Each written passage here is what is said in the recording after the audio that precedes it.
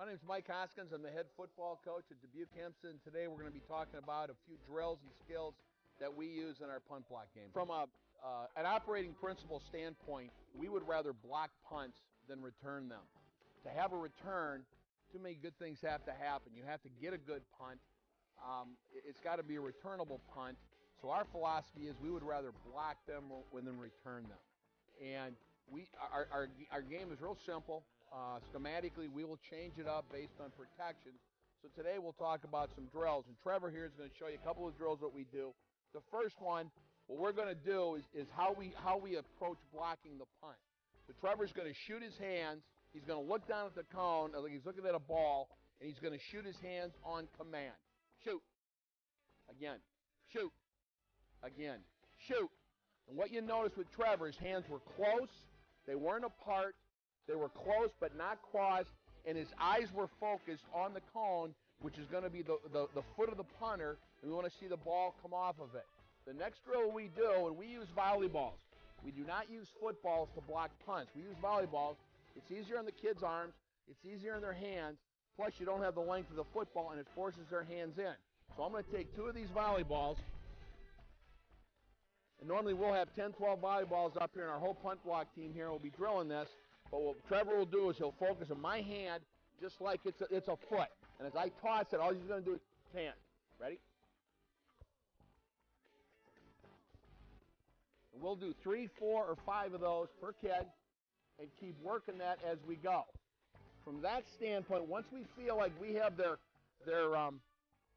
hands in order, and a couple of coaching points that we use is we ask them to explode their eyes to the foot. They have to have big eyes. And the thing that we look at is if they close their eyes at the block point, we can't use them because they'll miss the ball. Our fastest kids aren't necessarily our best blockers. It's kids that have instincts, kids that want to be on this team, and kids that do the things they got to do.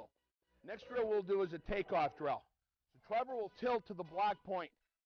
The block point is going to be anywhere from 7 to 9 to 10, wherever we see on film where that punter's punt point is.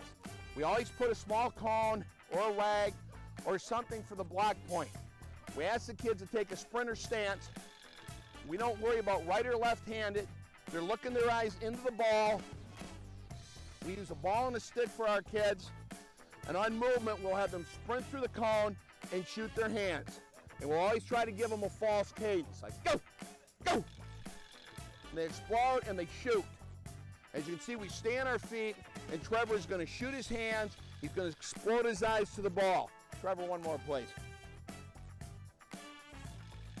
So again, hand up, sprinter stance, butt in the air, ready to go, tilted to the block point, ready, and go, go. The next drill that we will do in regards to this is we'll have a coach back here with our balls.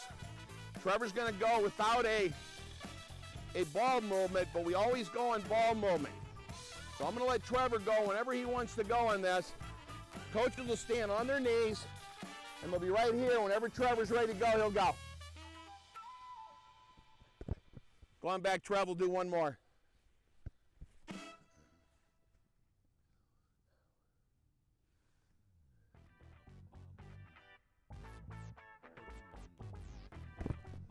And notice his hands come straight out.